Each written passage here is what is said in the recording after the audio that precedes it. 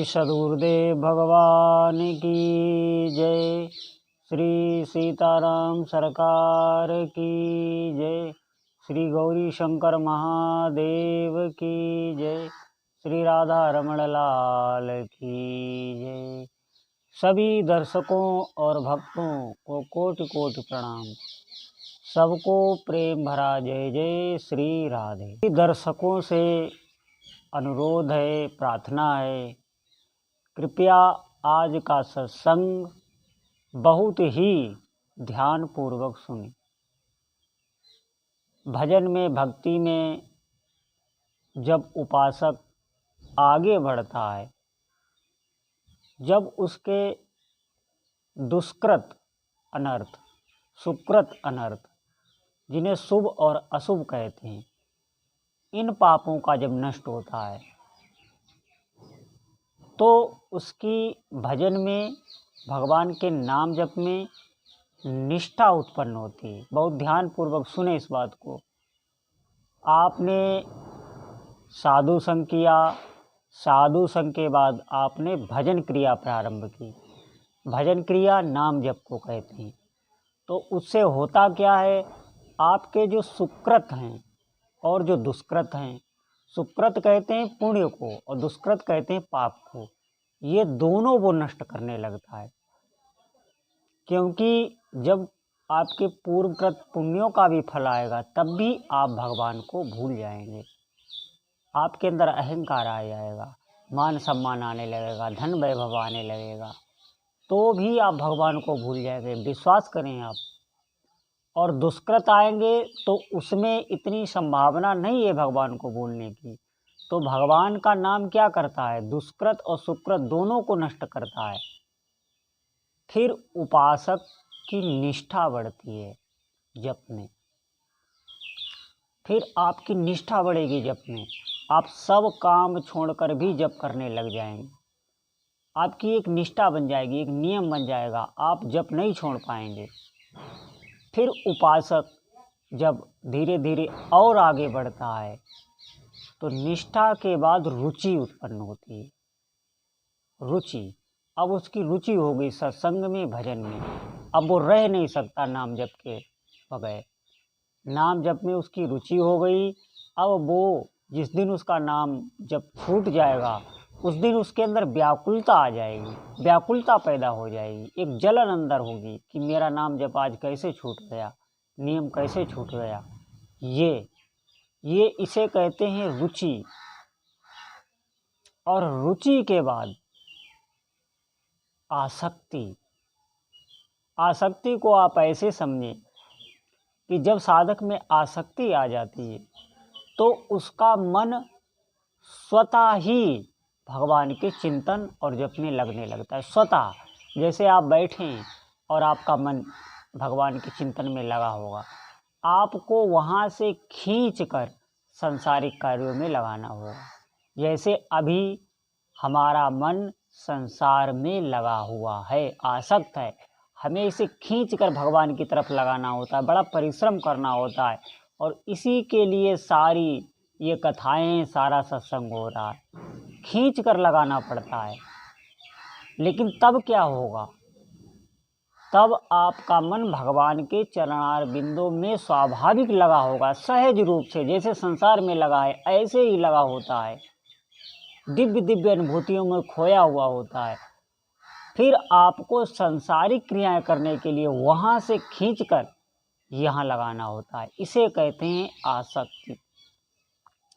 आसक्ति जब किसी भक्त या साधक के अंदर आ जाती है तो बस यहीं से सिद्धावस्था आरंभ होती है। आसक्ति के बाद फिर भाव दशा में वो भगवान की लीलाओं में खो जाता है। आप बैठे बैठे ही सामने का दृश्य बदल गया। भगवान का रूप, उनकी झांकी, दिव्य दिव्य उनका लोक, उनके सभी पार्षद भगवान की लीलाओं का सामने, जैसे कोई आप दृश्य देख रहे हैं मोबाइल में या कोई भी आप दृश्य देख रहे हैं, ऐसे ही आपकी आंखों के सामने साक्षात दृश्य बदल जाएगा और भगवान की दिव्य दिव्य लीलाएं आपके सामने होने लगेंगी। और इसके बाद प्रेम प्रकट होता है। प्रेम की दशा बहुत उच्च है, इसीलिए प्रेम मूल यह नाम है। ये नाम ही आपको वहाँ तक पहुँचाएगा। बहुत अद्भुत दशा होती है उपासक की। मैंने बताया, जब उपासक का मन भगवान में आसक्त होता है तो कोई भी शारीरिक कष्ट उस पर प्रभाव नहीं डालता। कोई भी शारीरिक कष्ट, मृत्यु का भी कष्ट उसके ऊपर प्रभाव नहीं डालता। जैसे आप इस उदाहरण को ऐसे समझें, बहुत ध्यानपूर्वक आप सुनना। जैसे आपका शरीर का कोई भी अंग चिकित्सा के माध्यम से जब शून्य कर दिया जाता है तो देखना उसमें कोई भी काट छाट होती रहती है, आपको पता तक नहीं चलता। क्यों? क्योंकि उतने भाग से चेतना खत्म कर दी गई, अब मन वहाँ नहीं पहुँचता, तो वहाँ कुछ भी अनुभव नहीं हो रहा। ठीक इसी प्रकार ये मन भगवान के चरण बिंदु में लगा होता है, दिव्य दिव्य अनुभूति होती है। आपके शरीर को जो भी देखेगा वो भी, उसके भी सब पाप नष्ट हो जाते हैं। ऐसे भक्तों के दर्शन से पाप नष्ट होने लगते हैं। ये सब दशाएं आती हैं नाम जप से। सबकी जड़ नाम जप ही है, बीज कहा गया है नाम को। ये दशा उपासक की आती है कि वो संसार में है, सब कार्य करते हुए भी उसका मन भगवान में लगा हुआ है। ऐसे समझे, कोई भी दुख, कोई भी बड़े से भयंकर कष्ट उसके ऊपर व्याप्त नहीं होता। अगर आप वास्तविक दुखों से छूटना चाहते हैं, अगर आप वास्तविक सुख को प्राप्त करना चाहते हैं, तो आपको भगवान के भजन में लगना ही होगा। और भजन में लगने के लिए आपको सत्संग सुनना ही होगा। आप नाम जप का अभ्यास आपको बढ़ाना ही होगा। आप इन दशाओं को क्या समझते हैं? अभी हमारी बुद्धि सिर्फ इनको सुन रही है, हमें पता नहीं है। आप थोड़ा भजन करें, भजन में निष्ठा लाएं। जैसे आधी दूरी पर पहुंचने पर पता चलता है, आवाज़ आने लगती हैं। जैसे छत पर क्या हो रहा है, जब आप आधी दूरी तक पहुंच जाएंगे तो आपकी छत की आवाज़ें आपको सुनाई देने लगेंगी, आपको कुछ कुछ महसूस होने लगेगा। ऐसे ही आप कुछ काल तक भजन कीजिए, तब आपको सब महसूस होने लगेगा, सब कुछ आपको महसूस होने लगेगा। अभी दिखाई नहीं दिया, महसूस होने लगेगा। ये है भजन का स्वरूप। तो आपको भजन में बढ़ना है। पहले ये हमारे पाप और पुण्यों को नष्ट करता है, तब भजन में रुचि नहीं होती। देखना, भजन में क्लेश होता है, परिश्रम लगता है, मेहनत लगती है, भजन करने में श्रम लगता है, बहुत कठिनता मालूम होती है। इसका मतलब ये है, अभी आपके पाप और पुण्य नष्ट नहीं हुए। आप शांत से, धैर्यपूर्वक, प्रीतिपूर्वक नाम को जपते रहें, से प्रीतिपूर्वक नाम को जपते रहें, बिल्कुल हिम्मत ना हारें। आपका मन आपको जो भी समझाए, आपकी बुद्धि आपके जो भी खिलाफ हो, क्योंकि ये दोनों संसारी अभी हैं, अभी ये विषयों में डूबे हैं, अभी इन पर आवरण चढ़ा है विषयों का, अभी ये मलिन है, अभी ये जो भी सोचेंगे वो भगवत मार्ग से हटाने वाली बात ही सोचेंगे। बिल्कुल आपको ध्यान नहीं देना, बहुत मजबूती से आपको नाम जप में लगे रहना है, नाम जप को पकड़े रहना है। धीरे धीरे जब आपके दुष्कृत, पहले पाप नष्ट होंगे, फिर आपको प्रसन्नता महसूस होने लगेगी, आपको सब कुछ अच्छा लगने लगेगा। यही संसार, जहाँ पे आप रह रहे हैं, जिस जगह पे रह रहे हैं, वो सब आपको अच्छा लगने लगेगा। सब कुछ आपको बहुत प्रसन्नता महसूस होने लगेगी, अंदर से बाहर से चारों ओर, जैसे आज कोई नया उत्सव हो, ऐसा महसूस होने लगेगा। लेकिन वो आप छिपाते रहना, उसको आप प्रकाशित नहीं करना किसी से। फिर धीरे धीरे क्या होगा, आपके पुण्य भी नष्ट होंगे।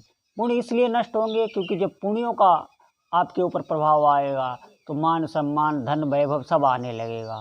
तो पुण्यों के प्रभाव से भी आप भगवान को भूल सकते हैं। इसलिए पाप और पुण्य दोनों जब नष्ट होते हैं तब भगवान की भक्ति बढ़ती है, नाम जप में रुचि उत्पन्न होती है। जब नाम जप में आपकी रुचि उत्पन्न हो जाए तो भगवान का नाम आपको बहुत ही मीठा लगने लगेगा, भगवान का नाम आपको बहुत ही मधुर लगने लगेगा। भगवान के नाम में आपको सुबह से शाम तक आपको श्रम नहीं लगेगा। बिल्कुल आप निष्ठा से भगवान के नाम जप में लगेंगे और भगवान का नाम आपको प्राणों से भी प्रिय लगने लगेगा। ये है, ये जब पुण्य भी नष्ट हो जाएंगे। फिर आएगी निष्ठा। निष्ठा में आपके प्राण भले भी चले जाएं, नाम नहीं छूटेगा। नित्य निरंतर कोई दिन ऐसा नहीं होगा कि आपका नियम भंग हो। इसे कहते हैं निष्ठा। और निष्ठा के तुरंत बाद ही रुचि उत्पन्न होती है। फिर नाम अच्छा लगने लगेगा। फिर सहज भाव से आपका जो भी आपने नियम लिया है वो बहुत सहज भाव से होगा।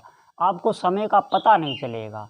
आपकी निद्रा भी कम होने लगेगी। नाम जब इतना होगा कि आपकी निद्रा भी कम होने लगेगी, आपको समय पता नहीं चलेगा। ये नाम जबकि आगे की भाव दशा है। फिर रुचि के बाद आसक्ति। रुचि के बाद ही आसक्ति आती। मैं आसक्ति से बताता हूँ। आसक्ति से साधक सिद्ध होने लगता है। अभी हमें रुचि कहाँ आ रही है, अभी हमें अरुचि हो रही है, अभी हमें ज़बरदस्ती नाम करना पड़ रहा है। हम नाम कर रहे हैं लेकिन हमारा हृदय जल रहा है, हमारा मन इधर उधर भटक रहा है। इसका मतलब अभी हमें रुचि नहीं है। जैसे सांसारिक विषयों में जब आपको रुचि हो तो आप देखना कि आपको समय का पता नहीं चलता। इसे कहते हैं रुचि। ऐसे ही नाम में रुचि आपकी होगी, आपको समय का पता नहीं चलेगा। अद्भुत अद्भुत अंदर अनुभूति होगी और आपका नाम जब चलता होगा, बिल्कुल अंदर जलन नहीं होती है। बहुत बहुत शांति का अनुभव, बहुत अपार सुख का अनुभव आप कर रहे होंगे जब आपके अंदर रुचि आएगी। रुचि में नाम जब इतना ज़्यादा होता है और बहुत कम लगता है, उसमें बहुत भूख बढ़ती है। जैसे कोई भूखा हो, कोई भी भूखा हो तो उसे भोजन अच्छा लगता है, और भूख नहीं है तो भोजन कहाँ अच्छा लगेगा। इसी प्रकार भूख बढ़ जाती है, रुचि में भूख बढ़ती चली जाती है और वो नाम जप का पान करता चला जाता है। फिर रुचि के बाद ही आसक्ति आती है। तो आप साधक ध्यान दें, इन बातों पर बहुत विशेष ध्यान दें। आपको नाम जब पकड़ के रखना है, बिल्कुल हिम्मत नहीं हारनी है, सब सिद्धियां मिल जाएंगी। लौकिक भोगों की तो आप चिंता ही छोड़ दीजिए। नाम महाराज कवच बन के आपके आसपास आ जाएंगे और समस्त सिद्धियां आपको देंगे। आप इस बात पर विश्वास करें, नाम में लगिए। भगवान श्री राम आपकी सभी मनोकामनाओं को पूर्ण करें। बोलो जय जय श्री सीताराम।